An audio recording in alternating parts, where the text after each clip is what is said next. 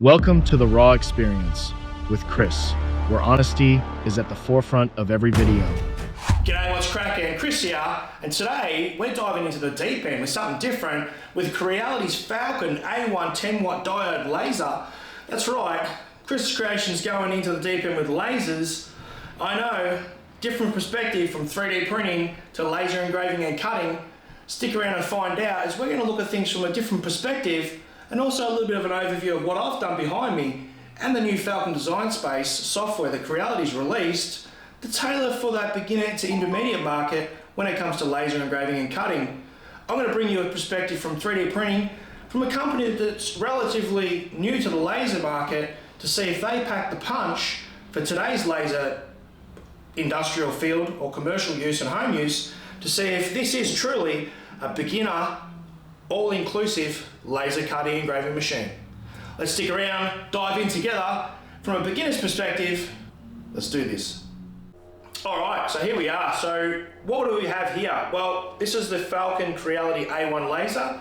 I've had the opportunity to have Creality send this out to me. Yes, they did send it out to me at no charge, purely because I was interested in lasers. I have, quite a few months ago, bought the Falcon 2 40-watt laser, and I've got a little bit of experience toying around with that.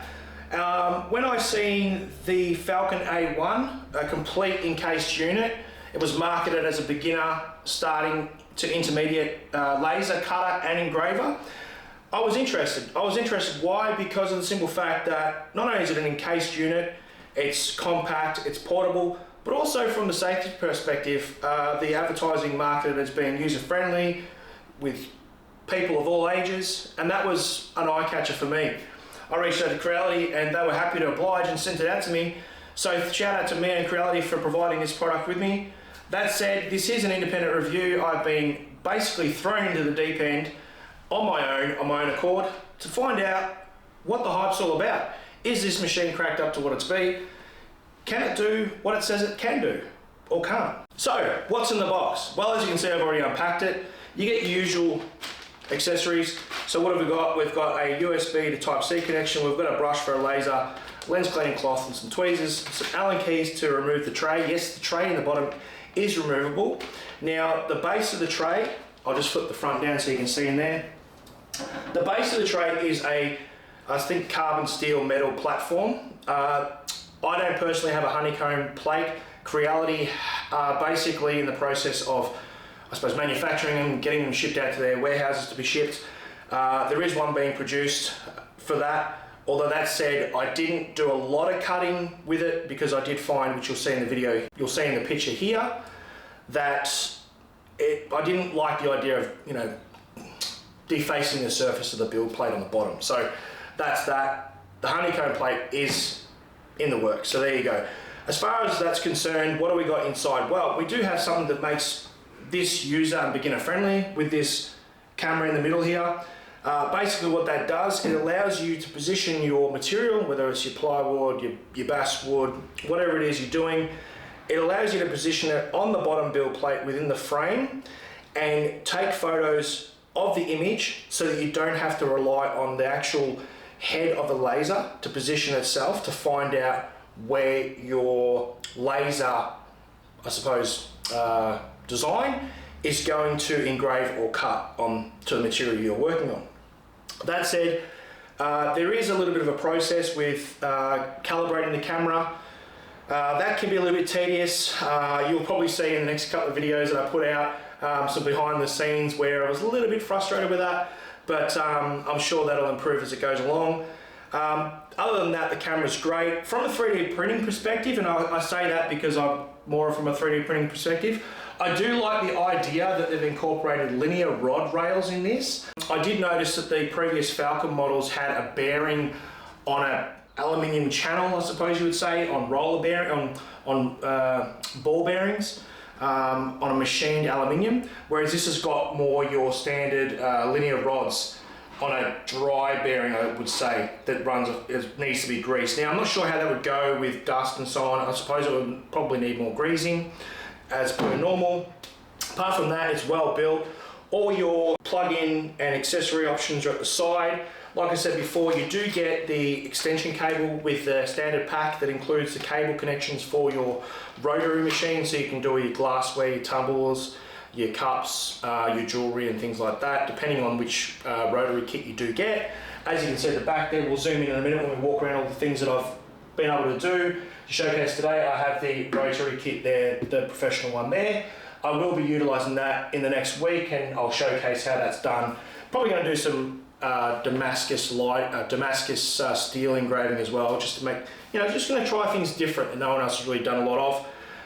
Apart from that, you have your 55 to 60 millimeter in-built exhaust fan, which goes out to your flexi tube, which is great. There is an air purifier that they've designed specifically for the A1. That's a desktop variant that is a compact. I'm not sure the exact size of it, but it's marketed as a desktop air purifier, smoke humidifier, and that eliminates all the smells and toxins as well from the material you're engraving and cutting. It will do up to 10 millimeters of, I suppose, acrylic, plywood and so forth. There's specifications on hand. It's a diode 10 watt laser. It uses approximately a maximum of 120 watts for those people wondering how much power it actually draws from the machine. It has a build volume of 305 by 315, which is a generous size. Like I said, when you put the honeycomb plate in there, I'm not sure, you may lose about 10 mil either side of that. You can possibly go a little bit outside that, but we'll have to wait and see on that. The weight, 25 kilos, it's not heavy. As you can see from here, I've actually put the riser support legs on there. I had a spare set, and I just felt that it was better to put that on there, because that way for future reference, when I wanted to pull the plate out, I could, and the rotary system can go in there. Simply plugs in on the side. I do like the accessibility that the machine has, where all the inputs and controls on the side, rather than having ports all over the place, and ports on the top of the laser module from the other Falcon series models. Apart from that, we do have the detail that you can get out of a 10 watt laser is up to 0.06 of a millimeter. So that is very, very good detail. Like I said before, it will do frosted and coloured acrylic, plywood, balsa wood. It'll engrave on stainless steel. Obviously, you're not going to be able to cut heavy materials on this. Being a 10 watt diode laser, it's not going to be as great for those sorts of things.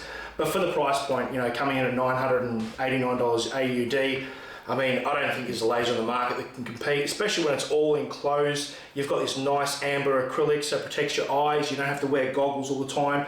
It has a perfect safety mechanism. It's probably caught me about a dozen times so far, where I've opened the lid and the alarm's gone off and beep, beep, beep, beep, beep, and shut down instantaneously, which is great to know that if you are using this as something to train people, teach people, yourself as well, even if you're used to wearing eye protection, that whether you open the top lid or you open the front lid, it has sensors built in that automatically, instantaneously shuts down the system and prevents you from getting any laser damage to the eye. So I think that is absolutely fantastic. I've been using this now for about 2 weeks. How have I found it from a beginner's perspective? Yeah, that's right, I am a beginner. I would say I'm a beginner. Like I said, I've been using the Falcon 2 probably for about 3 or 4 months, on and off, but I'm by no means a professional. But that said, in comparison from using my Falcon 2 40 watt and then jumping across the A1, the learning experience has been next level. The only thing I had problems with was basically light burn from a beginner's perspective. I did find that overwhelming. That's the reason why I decided to use Falcon Design Space. And I felt it needed a little bit more exposure as well. But as far as learning how to use the system, setting it up was absolute breeze. No problems there whatsoever. The thing I do like is with the camera, they also have the QR codes, which when you buy the new material from Creality, they do come with the QR codes based for each type of material, which what that does is you can then place the QR codes on the build plate, and the camera will detect the barcode through Falcon Design Space and automatically apply the wattage, speed, and the thickness of the material that it needs to, whether it be engraving or cutting. So that's a fantastic option. Obviously, you're not always going to buy a material from the one location. That's a given. Based in today's market, there's a lot of different materials that not any one company can provide on its own. But from the beginner's perspective, I think that's a really good idea. It did help me learn a lot when I first started to be able to go into Falcon Design Space, which I will be doing a tutorial on next week as well.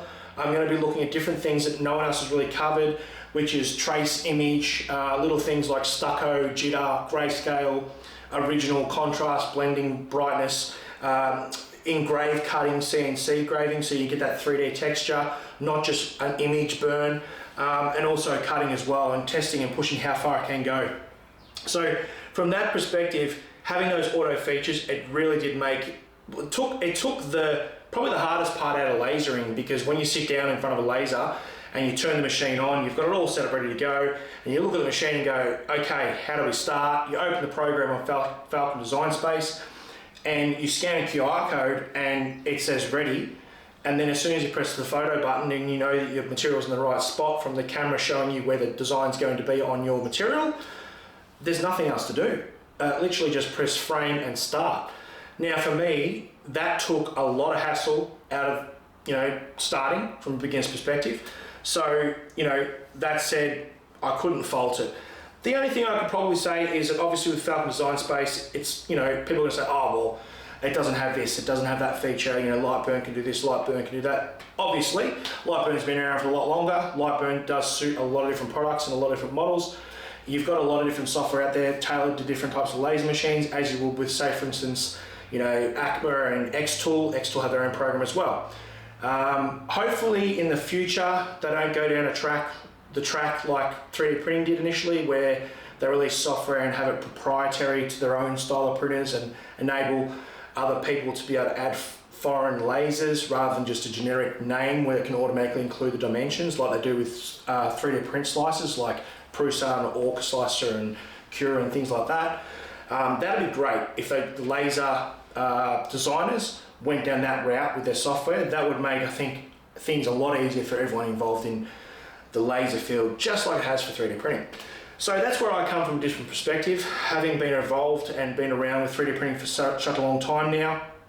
I really can look at things from a different perspective and how the things from 3D printing have evolved and how I can see them evolving with the lasers as well. So with that said, the reason why I got into lasering is I really felt that the 3D printing could be assisted greatly by the laser printing. So that's the other reason why I got into it as well. All right, so as you can see here, we've got some engraving panels we've got here. I tried to do some panels just to sort of dial in the laser to see what we could get out of a 10-watt laser itself. As you can see, that came out really, really well. It did take me some time to dial these settings in. As you can see with this one here, the nautical compass, I did get some overburn in the middle.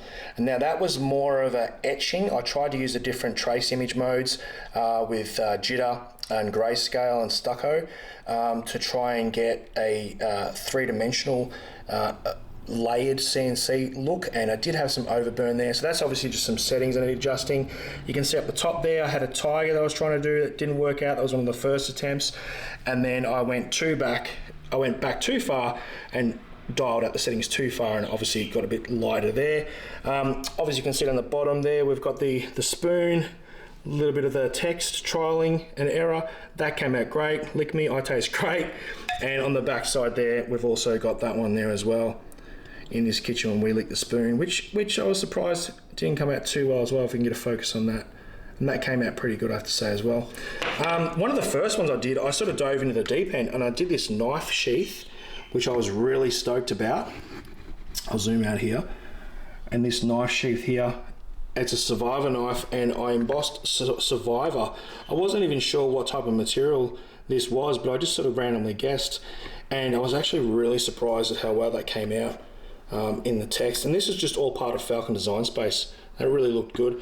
I did some leather work down here, as you can see. We've got the Tree of Life there. That was surprisingly easy. I just chose the leather coaster settings out of the Falcon Design Space, sat it in there, lined it up with the camera, framed it and clicked start, and I think that took 18 minutes. That was at, pretty sure that was 40% at around 3,000. So I was pretty surprised about that one. As you can see here, I've got a Jeep Wrangler that I'm still working on. What I did with this one is I thought I'd try something different. So I got some plywood 3mm, and I painted it with some yellow acrylic paint. And yeah, I thought I'd give that a go and see how that went. Surprisingly, that came out pretty good. It is more pieces than what I expected, so I haven't had a chance to fully finish that. But as you can see, it did come out really, really well. The detail on that is really well. The pieces came out surprisingly pretty good. Probably most of them probably could have fell out a little bit better, although because I didn't adjust the wattage for the paint surface, people are going to say, oh, but what about the paint? You know, what about the fumes? Well, in actual fact, a lot of people cut and engrave MDF. Now, I'm not sure if people know, but MDF usually contains a lot of, well, formaldehyde, which is a toxin, which is very deadly and poisonous, can kill you. So it's not great stuff, and it's basically wooden fibers compressed together with glues and resin as well. So MDF is very toxic. You know, fumes when breathing that in, as opposed to acrylic. I mean, all you're really dealing with is some VOC gas, VOCs, which is basically all they're going to do realistically is just, you know, give you a bit of a sore throat if you directly breathe them in. You know, and that's about it really. So it is a lot safer to use an acrylic water-based paint on your material than if you do that before you actually cut or engrave, rather than using a laminate, especially a laminate. God forbid, you know, using a laminate with MDF, you want to be using a good extraction system or a purifier, because otherwise you're just going to be pumping those fumes out to someone else. So that's not great either. So outside of that, we did some testing on, well, I did some testing on some of this line etching with some Batman. I tried this out on some cardboard just to see how we go with the level of detail. If I can zoom in on that without losing focus, I was really surprised. What I'll do is I'll pop up a time lapse, a little couple of photos, a time lapse of that being done, and you can see the full spectrum I did on that one as well. That was probably one of the second tests I did with engraving on cardboard first. I've got a lot of material still to use.